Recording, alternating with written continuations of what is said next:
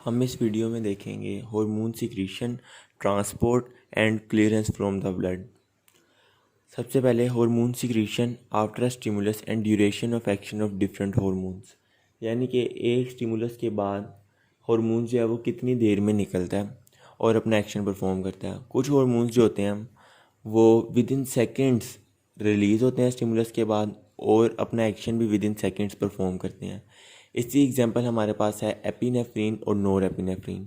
लेकिन कुछ हार्मोन्स हमारे पास इस तरह के हैं कि जो अपना एक्शन परफॉर्म करने के लिए मंथ्स लेते हैं, जिनको अपना एक्शन परफॉर्म करने के लिए मंथ्स रिक्वायर होते हैं।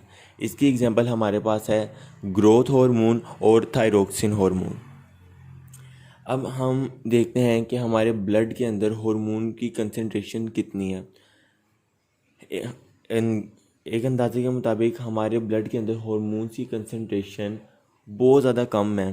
1 पिकोग्राम से लेकर 1 माइक्रोग्राम तक, फ्यू माइक्रोग्राम तक हमारे हार्मोन्स की कंसंट्रेशन है ब्लड के अंदर। यानी कि हमारे ब्लड के अंदर कितने हार्मोन्स पाए जाते हैं, 1 पिकोग्राम से लेकर फ्यू माइक्रोग्राम तक। और 1 पिकोग्राम जो होता है वो 1 मिलियंथ ऑफ अ ग्राम के इक्वल है, जबकि 1 माइक्रोग्राम 1 मिलियंथ ऑफ अ ग्राम के इक्वल है। अब हमने हार्मोन्स की कंसंट्रेशन ब्लड में देख ली। अब हम ये देखेंगे कि एक ग्लैंड है, ग्लैंड से ही हार्मोन रिलीज़ होते हैं। तो ये rate of secretion of hormones क्या है कि एक ग्लैंड है वो एक दिन के अंदर कितना हार्मोन जो होता है वो सिक्रीट करता है।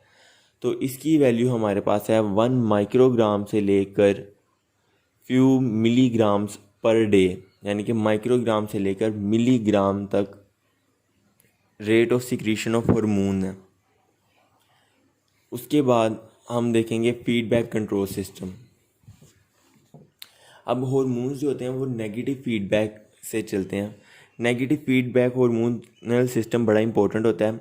ये over activity of hormone secretion को बचाता है। कंसीडर करें कि हमारी बॉडी को किसी हार्मोन की ज़रूरत है, तो क्या होगा कि वो ग्लैंड जो है वो उसको स्टिमुलस मिलेगी और वो हार्मोन सिक्रीट करना स्टार्ट कर देगा। अब जब हमारी बॉडी की नीड पूरी हो गई, हमारी बॉडी की ज़रूरत जो है उस हार्मोन के लिए पूरी हो गई, तो वही हार्मोन जो है वो ग्लैंड को सिग्नल देगा या फिर उस हार्मोन का कोई प्रोडक्ट ग्लैंड को सिग्नल देगा कि फर्दर हार्मोन सिक्रीट ना करो। तो ये एक नेगेटिव फीडबैक है ना, कि हमारी बॉडी को हार्मोन की ज़रूरत थी तो ग्लैंड ने हार्मोन प्रोड्यूस किया। जब ज़रूरत पूरी हो गई तो उसी ग्लैंड वही हार्मोन या फिर उसका कोई प्रोडक्ट ग्लैंड के पास गया और कहा कि बस और हार्मोन नहीं चाहिए। तो ये एक नेगेटिव फीडबैक है। इनको इन अल्फाज में लिख सकते हैं हम। After a stimulus cause release of hormone, condition or products resulting from the action of hormone tend to suppress its further release.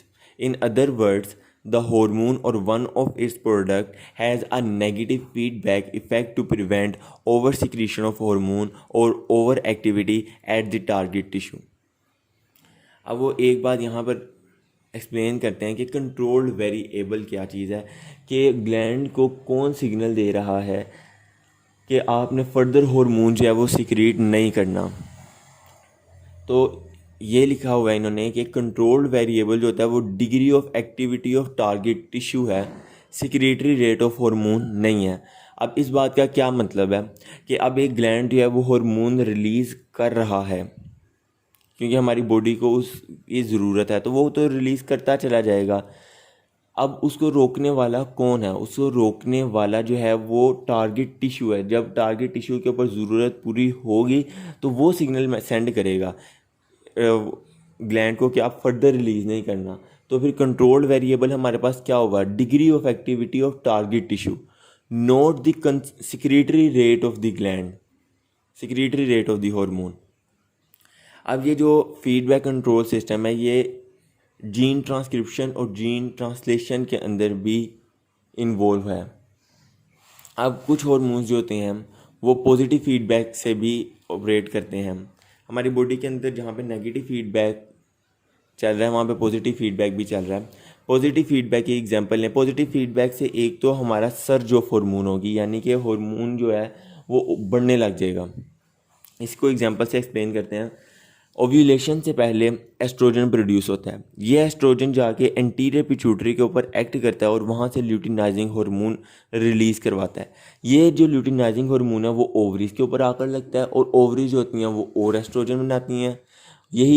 तो देखा ना, एस्ट्रोजन प्रोडक्शन बढ़ी तो ल्यूटिनाइजिंग हार्मोन निकला, रिलीज़ हुआ एंटीरियर पिट्यूटरी से। ल्यूटिनाइजिंग हार्मोन से के निकलने से वो ओवरीज पर एक्ट हुआ और दोबारा एस्ट्रोजन प्रोड्यूस हुआ। तो एस्ट्रोजन तो बढ़ गया ना, तो सर्ज ऑफ हार्मोन है, बढ़ रहा है हार्मोन, इसको हम कहते हैं पॉजिटिव फीडबैक। ये सिस्टम कंटिन्यू रहता है जब तक कि हमारी बॉडी की नीड पूरी नहीं हो जाती है एस्ट्रोजन और ल्यूटिनाइजिंग हार्मोन की। और उसके बाद जो है नेगेटिव फीडबैक कंट्रोल सिस्टम से ही इसकी फर्दर रिलीज़ को रोका जाता है। साइक्लिकल वेरिएशंस अकर इन हार्मोन रिलीज़। इसमें यह है कि कुछ हार्मोन्स जो होते हैं खास स्पेसिफिक टाइम्स में ज़्यादा रिलीज़ होते हैं।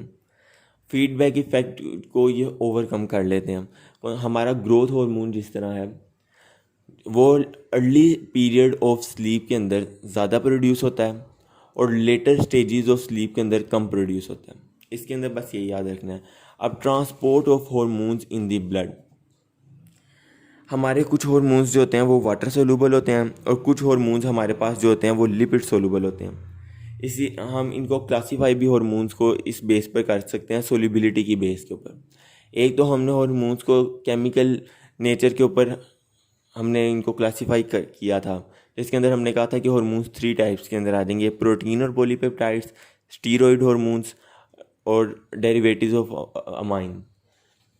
लेकिन सोल्यूबिलिटी के हिसाब से हम 2 तरीक़ों में कर सकते हैं, वाटर सोल्यूबल और लिपिड सोल्यूबल, या फिर आप कह लें हाइड्रोफिलिक और हाइड्रोफोबिक, या फिर लिपोफिलिक और इसी तरह लिपोफिलिक भी कर सकते हैं। अच्छा, तो वाटर सोल्यूबल हार्मोन्स हमारे पास हैं प्रोटीन और पॉलीपेप्टाइड्स और कैटाकोलामीन्स। कैटाकोलामीन्स के अंदर हमारे पास आते हैं एपिनेफ्रिन और नोर एपिनेफ्रिन। और इस वीडियो में हमने उसके बारे में ये बात भी की थी कि ये अपना एक्शन जो है वो विद इन सेकेंड्स परफॉर्म करते हैं। अच्छा, और दूसरे हमारे पास लिपिड सोल्यूबल हार्मोन्स कौन से हैं? लिपिड सोल्यूबल हार्मोन्स हमारे पास हैं स्टीरॉयड और थायराइड हार्मोन्स। अब जो वाटर सोल्यूबल हार्मोन्स हैं ये अपने आसानी से प्लाज्मा के अंदर डिज़ोल्व हो जाते हैं और अपने टारगेट टिश्यू के ऊपर चले जाते हैं। वहाँ से कैपिलरीज के अंदर डिफ्यूज़ होकर इंटरस्टिशियल फ्लूइड के अंदर आते हैं और अपने टारगेट टिश्यू के ऊपर एक्ट कर लेते हैं। दूसरी तरफ हमारे पास आता है स्टीरॉयड और थायराइड हार्मोन्स।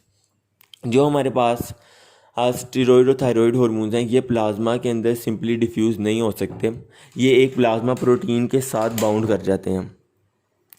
तो 10% जो स्टीरॉयड और थायराइड हार्मोन्स हैं वो सोल्यूशन के अंदर फ्रीली एग्जिस्ट कर सकते हैं, वो किसी प्रोटीन के साथ बाउंड नहीं करते। जबकि 90% जो है स्टीरॉयड और थायराइड हार्मोन्स वो प्लाज्मा प्रोटीन के साथ बाउंड करते हैं। और इसी के एक एग्जांपल है कि 99% ऑफ द थायरोक्सिन। अब थायराइड हार्मोन से थायराइड ग्लैंड से कौन कौन से हार्मोन निकल रहे थे? थायरोक्सिन T3 निकल रहा था, T4 निकल रहा था, कैल्सीटोनिन निकल रहा था। तो यहाँ पे उसने हमें थायरोक्सिन हार्मोन की एग्जांपल दी है जो कि 99% जो होता है प्लाज्मा प्रोटीन के साथ बाउंड रहता है। मैंने कहा कि स्टीरॉयड और थायराइड हार्मोन्स 90% जो हैं वो प्लाज्मा प्रोटीन के साथ बाउंड करते हैं। 10% इस तरह भी हैं जो कि फ्री रिलीज स्टेट के अंदर एग्जिस्ट करते हैं। अब थायरोक्सिन की एग्जांपल मैंने स्पेसिफिक किया कि ये 99% जो है वो प्लाज्मा प्रोटीन के साथ बाउंड करता है, अब जिसकी वजह से ये कैपिलरी से इजीली डिफ्यूज़ नहीं कर सकता और जिसकी वजह से ये बायोलॉजिकली इनएक्टिव होता है जब तक कि ये प्लाज्मा प्रोटीन से डिसोसिएट नहीं हो जाता। उसके बाद ये है कि क्योंकि ये प्लाज्मा प्रोटीन से बाउंड होते हैं तो इनके रिजर्वोइड्स रहते हैं, इनकी जो ब्लड से क्लियरेंस है वो आसानी से नहीं होती और ये रिजर्वोइड्स के अंदर रहते हैं और ये रेप्लिनिश कर रहे होते हैं कंसनट्रेशन ऑफ फ्री हार्मोन्स को।